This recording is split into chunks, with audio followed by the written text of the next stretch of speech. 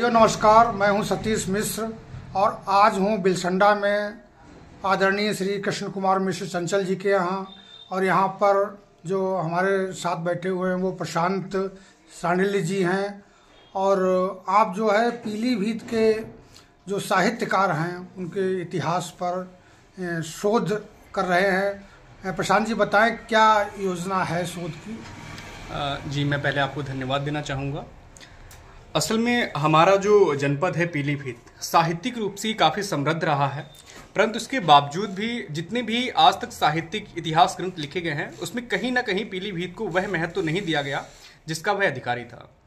मेरी कोशिश है, ये गुरु जी का ये आशीर्वाद है, गुरु जी के सानिध्य में और हमारे जो शोध निदेशक हैं डॉक्टर पवन कुमार त्रिवेदी जी, उनके बताए हुए रास्ते के अनुसार हम ये कोशिश कर रहे हैं कि पीलीभीत में ऐसे नाम जो कि सच में उसके अधिकारी हैं उनको इस साहित्यिक शोध में हम शामिल कर सकें और उन पर प्रकाश डाल सकें।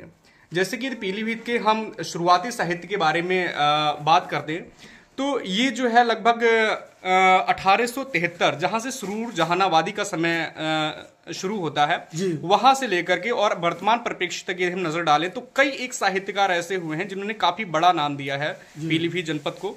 जैसे कि मैं 2-4 नाम बताना चाहूंगा, जिनमें से पहला नाम जो है सुरूर जहानाबादी ही है, जिन्हें दुर्गा सहाय के नाम से जाना जाता है।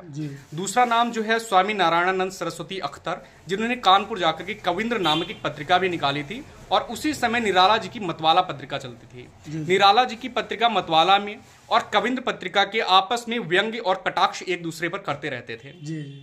इसके बाद यदि हम बात करें तो चंडी प्रसाद हृदय जो कि महान एकांकीकार, नाटककार और कह सकते हैं कहानीकार हुए हैं। रामचंद्र शुक्ल ने भी अपने साहित्यिक इतिहास में इनका नाम स्वर्ण अक्षरों में लिखा है।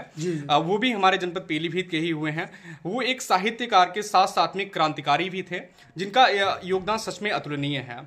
उसके बाद में यदि हम बात करें तो हमारे नथुलाल अग्निहोत्री नम्र जी, जिनकी वनस्थली महाकाव्य जो है वो विश्व में उसका एक अलौकिक स्थान है। यदि हम बात करें तो उनकी जो पंक्ति है क्षणभंगुर जीवन की कलिका, अंतर्राष्ट्रीय स्तर पर इसे गाया जाता है, सुना जाता है। और इसी के साथ साथ में यदि हम पत्रकारिता के क्षेत्र में बात करते हैं तो क्षेमानंद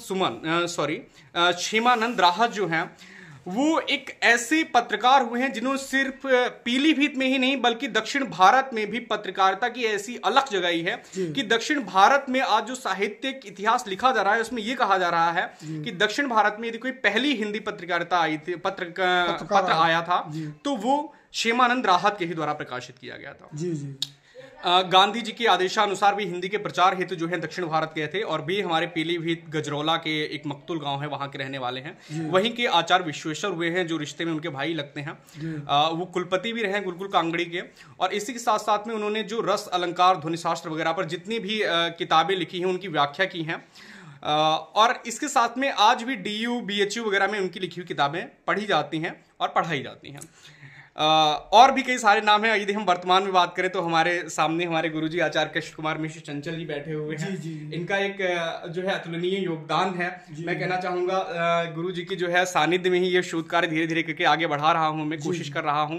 हमारे पूर्णपुर के देवेंद्र देव जी हो गए हैं और भी कई सारे लोग हैं, हालांकि सतीश जी हैं। और मैं ये कहूंगा कि यदि हम नहीं फिर भी यदि हम इस श्रृंखला को बढ़ाते हुए चले जाए तो शायद और बहुत ज्यादा समय खर्च हो जाएगा। नहीं तो, ठीक है। आप ये बताइए कि क्या विषय है आपके इस शोध का जो विषय अभी जो रखा है, हालांकि अभी RDC फाइनल नहीं हुआ है, लेकिन मुझे जो लग रहा है, जो मैंने परिकल्पना के आधार पर इस शोध का विषय रखा है वो ये है कि हिंदी साहित्य के विकास क्रम में जनपद पीलीभीत का योगदान और वर्तमान परिप्रेक्ष्य में उसकी क्या भूमिका है, किस तरह से वर्तमान में ये इसकी स्थिति आगे बढ़ रहा है। तो आपको लगता है कि जो आगे आने वाला समय है उसमें भी पीलीभीत अपना वही पुराना रुतबा कायम कर पाएगा? बिल्कुल। देखिए, मैं मानूंगा कि पीलीभीत का जो साहित्य था, जो शुरुआती साहित्य था, वो वास्तव में उसे स्वर्णयुग कहा जा सकता है जिस समय चंडी प्रसाद हृदय और नाथूलाल अग्निहोत्री जैसे लोग यहाँ पर विराजमान थे। लेकिन एक बार फिर मुझे लग रहा है कि वापस वह वक्त लौट करके आ रहा है और पीलीभीत में प्रतिभाओं की वैसे कोई कमी नहीं है। बस मौका की आवश्यकता होती है। और जब तक आप जैसे साहित्यिक लोग इस तरह के कार्यक्रम कराते रहेंगे तो हमारी उम्मीद है कि ये पीलीभीत जनपद जो है अपना उत्तर प्रदेश से लेकर के भारत और भारत से लेकर के विश्व तक अपना नाम करने में कायम हो सकता है। ऐसा होता है, मेरा मानना है कि जो युवा पीढ़ी है वो अपने बुजुर्गों से, अपने जो पुराने लोग हैं, पुरानी पीढ़ी के लोग हैं, पुरानी पीढ़ी के साहित्यकार हैं या पत्रकार हैं, वो किस स्तर तक पहुंचे थे, थोड़ा उनसे भी प्रेरणा लेते हैं। अभी तक लोगों को पता ही नहीं है जो चीज़ें आपने बताई हैं कि ऐसे लोग भी पीलीभीत के साहित्यकार थे जो कुलपति बन गए हैं या जिन्होंने दक्षिण भारत में प्रचार प्रसार किया है, हिंदी की सेवा की है। तो जब नई पीढ़ी भी ये सब चीज़ें पता लगेंगी तो मुझे लगता है कि उनमें और उत्साह भरेगा और वो और अच्छे ढंग से काम करेंगे। आपको इस शोध कार्य के पूर्ण होने के लिए अग्रिम शुभकामनाएं मेरी तरफ से। और मैं चाहता हूं कि अब जो वर्तमान साहित्यकार हैं पीलीभीत जिले में हैं, पूरनपुर में हैं, बिलसंडा बीसलपुर में हैं, अच्छे अच्छे लोग हैं, कुछ गांव देहात में भी लोग हैं, उन तक भी आप पहुंचिए और उनसे मिलिए। हो सकता है आपको और अच्छी कहानियां साहित्य की मिलेंगी। काफ़ी अच्छा आपका शोध रहेगा। इन्हीं शुभकामनाओं के साथ धन्यवाद जी, बहुत धन्यवाद।